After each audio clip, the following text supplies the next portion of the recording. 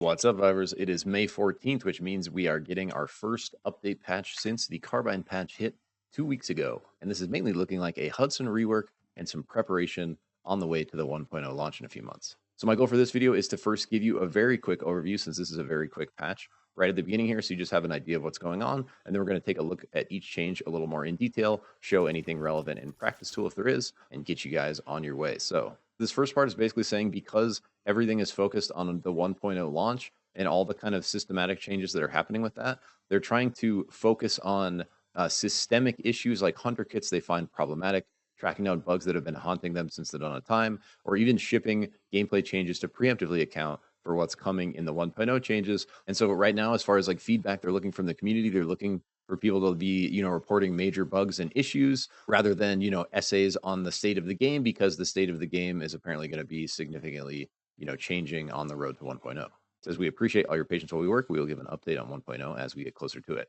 So there's a big Hudson rework here where all of his abilities got touched a little bit, and it seems pretty good to me. We'll take a look at these in detail in a second, but from what I can kind of tell just by reading it, they seem like pretty good changes. Really, just to like give Hudson like a clearer kind of spot like in the roster and what he's supposed to do, rather than just being a walking machine gun. Then we have a pretty significant nerf to Oath Ult, 50% less damage per hit of the little squares as it goes out.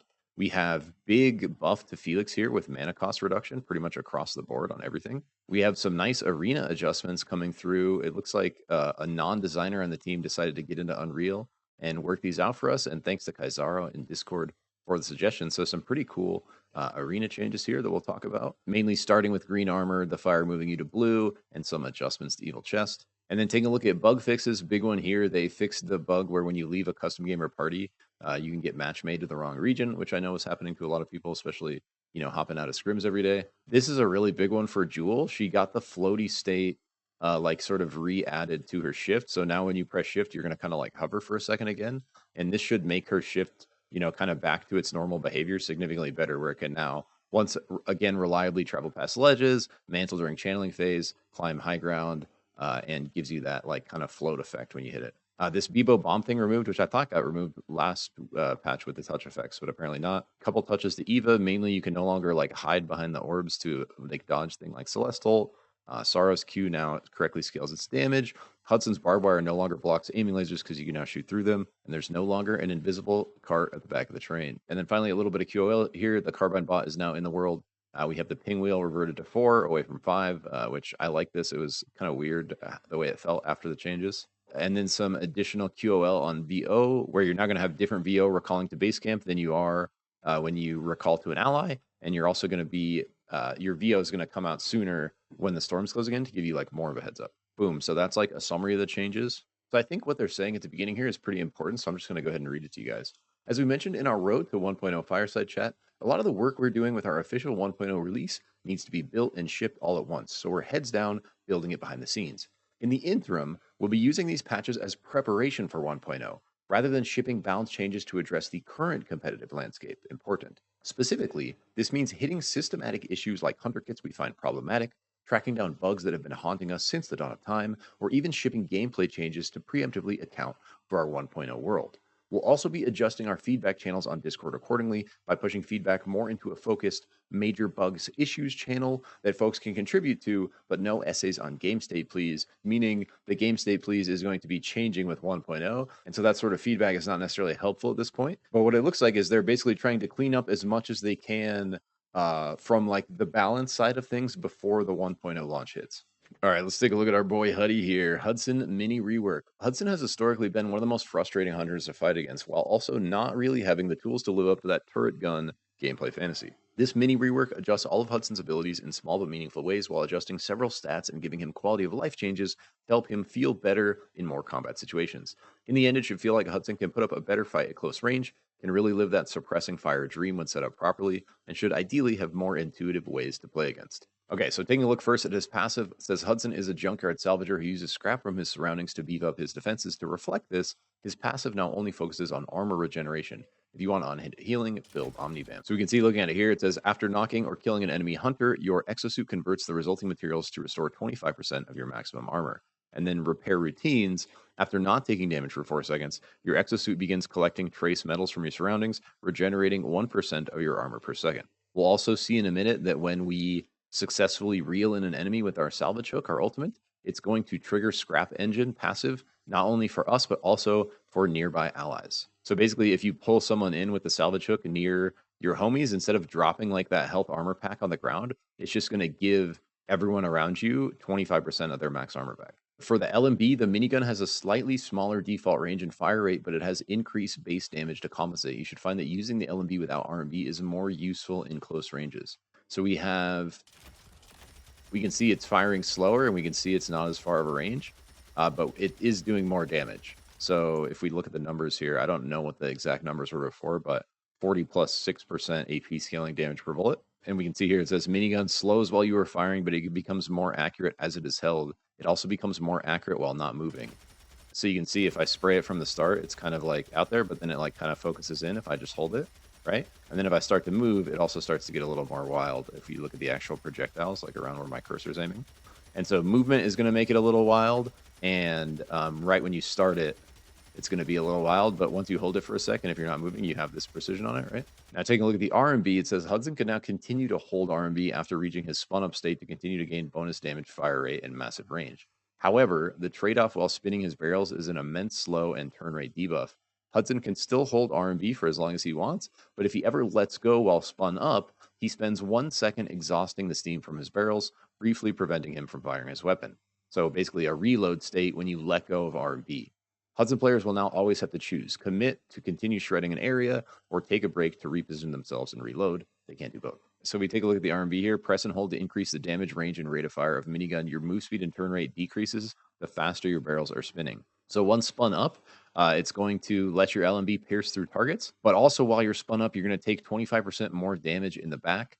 And releasing while spun up, here's what we just read, will briefly apply exhaustion, during which you cannot use LMB or RMB.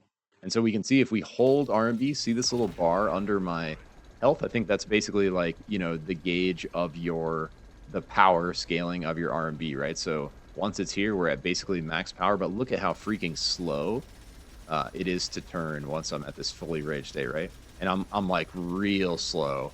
Like this is as fast as I can move. This is as fast as I can turn, right? So yeah, I have big range. Yeah, it's going to do a lot of damage, but when you're in that state, like you are really kind of like pinned down. And we can see it kind of like builds up to that, right? Where as I start to hold RMB here, like I'll start it from scratch, right? Like I'm LMB, I hold RMB right now. We're still kind of fast, and it starts to, you know, scale to the point where you're really slow and you can't turn at all. And we saw right there the little cooldown at the end, right, where you can't shoot for a half second after you let go. So if we just like hold it down and try to kind of spin as we move here, it's like, yeah, towards the end, it's like so freaking slow. But if you have a good position, you can really, you know, still put out like a ton of damage into a choke or into a team fight. And look at the range. Like the range is pretty dirty. Like when you're all the way charged up here, as soon as I let go, like I can't shoot LMB, I'm pressing it. That's as soon as you can shoot it. So basically, once this bar fully goes away, that's when your LMB is like back online to shoot now. We also have this nice adjustment to hover jets, which I like. Pressing dash a short distance now incurs a shorter cooldown than holding to hover. So this is similar to like Ghost dash, where we can see right there, instead of the 10 seconds, just because I tapped it, it gave me like a 5-second cooldown. So we can still get a little hover and get like a, you know, it's more like dashing every 5 seconds than dashing every 10 seconds. And this is like, you know, kind of the little dash you can use to dodge stuff, to get a little reposition in quickly, potentially use while you're, you know, doing your LMB and RMB stuff. And remember, this can also like belly bump into the barbed wire. And so, you know, you're going to have a shorter cooldown. If you need to do just like a short bump, you can just take a short cooldown for that short little belly bump push. We can see here too, the knockback magnitude is based on your speed and spun up strength. Impacting an enemy also refunds 25% of this ability's cooldown. So the distance you knock back is either dependent on how fast you're moving, or if you're fully charged up like this, like if you're full, it should empower this knockback on the belly bump to actually be pretty big. And we can see I'm like, that was the first one, and then I can still, you know, hold it and shift it forward if I have a good angle here, even while fully charged. And then we see big changes to barbed wire here. So barbed wire has undergone several changes to help it feel less frustrating for both allies and enemies. First, Barbed wire shape has been increased to more reliably block off chokes. With the larger shape, Hudson is now limited to only 2 charges of barbed wire, but he gets access to a third if he upgrades the ability to level 4. So you can see what he looks like here. It's pretty wide these days, right? Second, once placed, barbed wire decays over time by losing health. Allies and enemies can see how long a barbed wire will remain on the map by its decaying health bar. So rather than having health that can be shot, they basically have a timer now. So see how they're sort of decaying, and that's about the time we have at a level 3 barbed wire here. And it says, finally, the damage behavior of barbed wire has changed as it no longer deals damage to enemies for simply walking through the wire. Instead, enemies take damage if they are knocked into the barbed wire or if they attempt to dash or glide through the barbed wire. This gives Hudson synergy with the knockback on his hover jets and yank from his improved salvage hook. So basically, yeah, you're going to be more encouraged because they're not just going to take damage from walking through. You're going to be more encouraged to go for your belly bump to push people into your wire or get the knockback from your R, which we're about to talk about, or the pull from your R. So taking a look at salvage hook here, once salvage hook has hit an enemy, they are significantly slowed for a longer period, but they also periodically yank back towards Hudson. Hudson can still reel in the enemy if the enemy falls below 15% health while the hook is attached. And when he does this, instead of spawning the health armor pack pickup for allies like we talked about, reeling in the enemy this way is going to trigger the 25% armor restore on his passive for not just himself, but also everyone nearby. And so having that barbed wire down, if you like land your hook in someone and it actually lands, but they're not below the 15% stun threshold, you know, you can basically try to yank them back into your wire as you're spraying them still. And there's going to be, you know, a little more reason to like use the ulti preemptively and try to position around, you know, pulling people into your wire. Like imagine having multiple wires down, you're able to like pull them with the ult into the first one, then you're able to like belly bump into a second one while you're kind of maintaining, you know, this damage pressure from the LMB RMB stuff. I think, you know, it's definitely like a more interesting kit. There's definitely like more things to play around. It's more interesting than just let me hold LMB and then hold RMB and stand here. We see a pretty big nerf to the Abyssal Breaker. I guess it's called Earth Shatter now. It's always been called Abyssal Breaker for Oath. And this is going to be every like bar of the ult is going to do 50% less damage than the previous now. So you're not going to be able to have quite that crazy AoE consistent damage through the entire length of the ulti. Hold up, guys. It is called Abyssal Breaker. Why are they saying Earth Shatter? Okay, so it's basically going to be the same as it was, and even the damage on the initial block right here is going to be the same as it was. The biggest difference is going to be falling off as it continues to travel further. So it's like this damage should be the same. This damage is 50% less. This damage is 50% less than that. This damage is 50% less than that one. So you're going to have this kind of like, you know, decay where its damage is going to kind of get halved each one along the way. And so as Oath, you know, mainly just calculating the fact that you're still going to have good damage, especially like this first and even the second chunk of your ult, but these last two are going to be much, much less damage, but you're still going to have that kind of slow on hit effect that's caused by this, right? So, you know, Abyssal Breaker is still going to be very strong for the zone control that it's always offered, but it's going to just do slightly less, you know, crazy amount of damage coming across potentially. Felix got like a pretty nice buff here where it's just a bunch of mana cost reduction and a little cooldown reduction on the shield, but like pretty significant, like 25% less on the RMB, half as much on the shift, right? Almost half as much on Fly to the Firefox. So pretty nice adjustments for Felix mana here to make him operate better, and especially early game. So they also called Felix's ult Jetpack, and this is Fly to the Firefox. Yeah, it's Fly to the Firefox still. So whoever's writing up the patch notes is like using ability code names like old ones or something. But here, I just want to show you guys kind of the mana adjustments here. So we see, and the Flame Shield, same amount of mana, but cooldown reduction. So we get 1 more second, basically, it looks like, at every level of our Q. And so just pretty nice, like all around buff here for the Fox. And I want to just try, you know, level 1 spamming this stuff so you kind of get an idea of our mana pool here. And, you know, like it's definitely better than it was. Like we can see, like, just if I hit everything kind of all in a row, I still have like half mana, and then it's all on cooldown before I can even do it again. So, you know, basically going to be much, much harder to go like early as Firefox. And you're also going to get that nice extra cooldown reduction across the board on your Q. And so, you know, going to be just a lot more room to make your abilities work on Felix. And then we haven't seen any sort of touch to Arena in a hot minute. And it says right here, we're not investing a lot of resources into Arena, All Eyes on 1.0. But an intrepid non-designer on the team decided to get us into Unreal to hit these community requests. And thanks to Kazaro on Discord for the suggestions. So you now spawn with green armor by default instead of gray. And I really like this because, when you think about having purple items, you at least usually have green armor. Having like, the minimum amount of damage reduction with with close to the maximum amount of damage in arena is doesn't really let the armor play into much. And so now for that same reason, when you get the fire, instead of upgrading to green, you're going to go from green to blue. And then the evil chest can no longer be swapped by void. It can no longer contain guardian archangel, and there's new powers added to the chest loot table. Play and find out. And then finally coming down to bug fixes, you shouldn't no longer get match made into the wrong region after leaving a custom game party, which I know has happened quite a bit to players, especially like scrimming. They'll get out and then they'll just randomly be in like an Asian game. This is actually like going to feel like a little buff for Joule, I'm expecting, because basically it says how we apply the floaty state during some spells had inadvertent effects on Joule, so we tidied it up. So she's now going to be able to reliably travel past ledges. She's going to be able to mantle during its channeling phase. She can no longer struggle climbing up high ground with it, and it's also going to apply the floaty status while above ground height. So the hover is like, see how, and I just want to take a peek at these changes. See how like when you hold the shift, there's like this like sort of like cancellation of like falling momentum. I'm pretty sure that's the floaty state that it's talking about, and re-implementing that should let us, more effectively like shift around like that, like shift around terrain and stuff. Like basically they just touched up the shift behavior, it sounds like, to where it's going to behave much more like the old shift. And so you can mantle during it like that. Like it should be able to, be able to kind of go up ground if ground's a little bit above you instead of getting hung up there. So just some, touches to the Joule shift to make you feel, and I will just say, just pressing it in here, for whatever reason, it does just feel a little more smooth than it's been feeling.